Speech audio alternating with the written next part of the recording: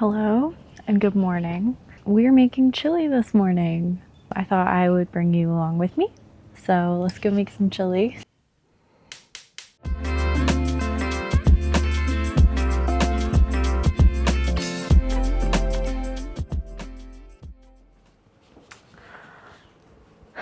This is like actually the most perfect time to be making this chili. Thomas and I live in Colorado in the mountains. We're in the final week of August, and not this past week, but the week before, it felt like summer. And then starting on Sunday, it was like a switch. It's just been raining off and on all week, and the temperature has just dropped. And I know that once we reach September, it's gonna be full on fall. So I'm really excited to make this chili.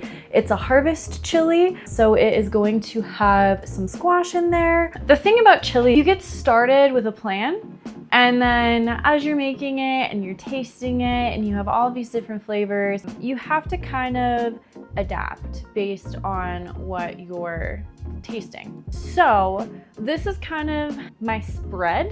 It may change as we go through the process of making this chili, but as of right now, this is what we're gonna start with, and I'll let you know if anything changes. The big thing that I want to preface this with is Thomas and I don't like beans. So this is gonna be a bean-free chili. Let's start getting it in the pan. I really like using some sugar-free hickory smoked bacon in my chili. I put chorizo in my chili. I find the chorizo really brings some awesome flavor. This is my favorite chorizo. It's by Dealers. I've tried to find a better chorizo and I haven't found one. So this is the best. If you have a chorizo that you really like, let me know down in the comments because it's one of my favorite proteins.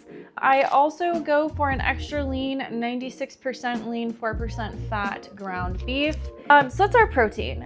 Obviously we have garlic, half a giant red onion. If you don't have a massive one, like this one was huge. This is half of it. You can also just use one whole medium-sized onion or 2 small onions.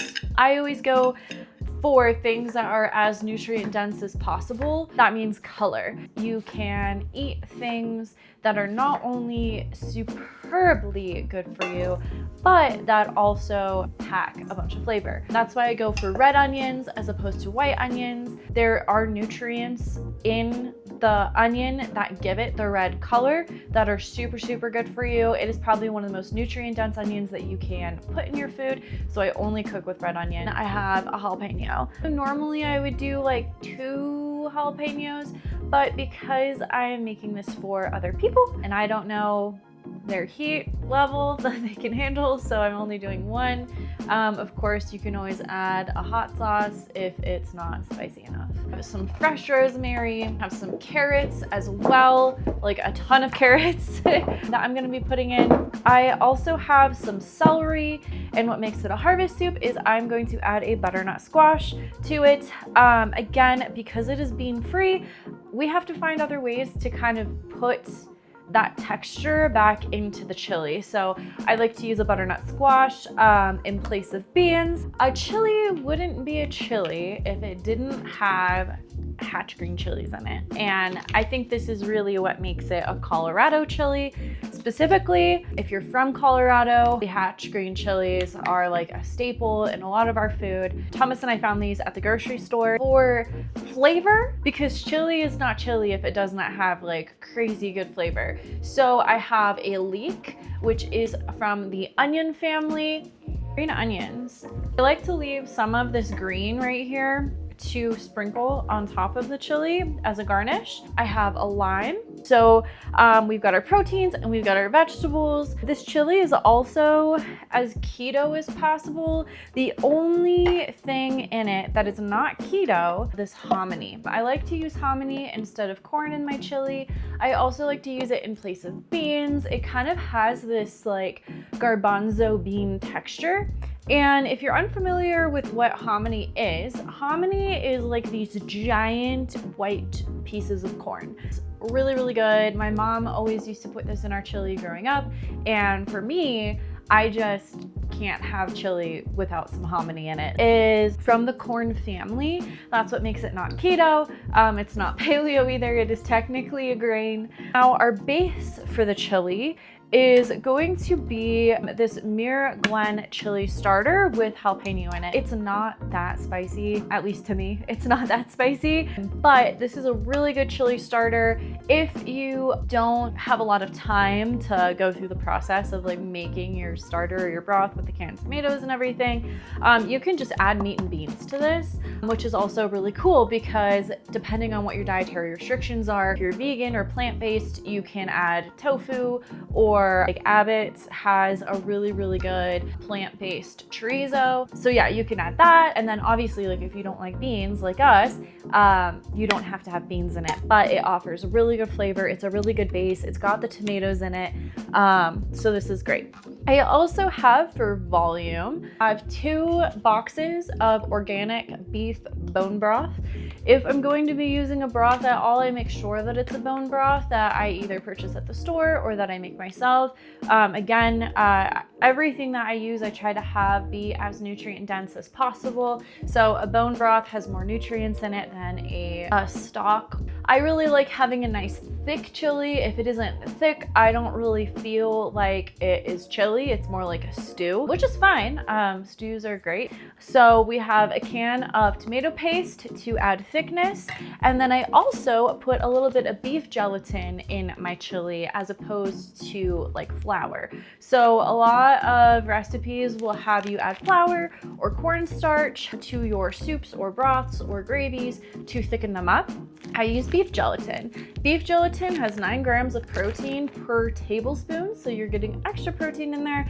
It thickens it really nicely. It doesn't add any flavor. You just have to be really careful about how you add it in. If you do not add it in, sprinkling on top while stirring consistently, you'll get big globs of gelatin, and that is disgusting. I usually do about 5 tablespoons, even though it's a 6-quart pot, but you want to give it about 5 minutes after you added your tablespoons in there before you decide whether or not you need to add more. So if you're unsure, just add it little bits, but like 1 tablespoon at a time. Let it sit for 5 minutes and then come back to it. When it's hot, it's more of a liquid. When it cools, it becomes more of a solid. So there is all of that. Now let's talk about flavor. This is super important when you're making a chili, is to make sure that you have a nice flavorful chili.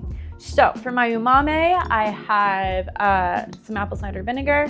I have some liquid aminos. Normally I do coconut aminos, but this is what they had at the store, so liquid aminos. And then I have some Worcestershire sauce, some liquid smoke. I definitely like my chili to taste like it was made on a campfire. Reduced sodium, better than bouillon. I always get things that have little to no salt in them because I like to be in control of the salt. This is the roasted chicken. It just adds a nice flavor. I have some Chipotle chili peppers. These add smokiness, they add heat.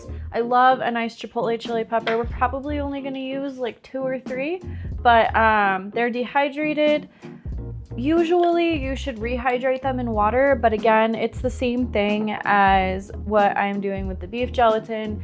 I'm putting it in a liquid and I'm letting it sit overnight, so it will soften by the time we eat it. So I'm not really worried about rehydrating it before I cut it up. I have some organic cumin. I have some chili lime seasoning blend. This is from Trader Joe's. I just really like the idea of putting some lime in there. I think it smells really good. I have some smoked paprika. This is salt, pepper, and garlic like blend mix that I like to use. I have some crushed red pepper, and then this is my secret ingredient. This is Nira's Garam Marsala. It's an aromatic seasoning of northern India. But the reason I like it so much is because I'm making a fall harvest soup. I want it to taste like fall, but I don't want it to be so fall heavy that it's unenjoyable for some people who maybe aren't ready for that, considering it's still August. So what I love about this is that it's a Marsala.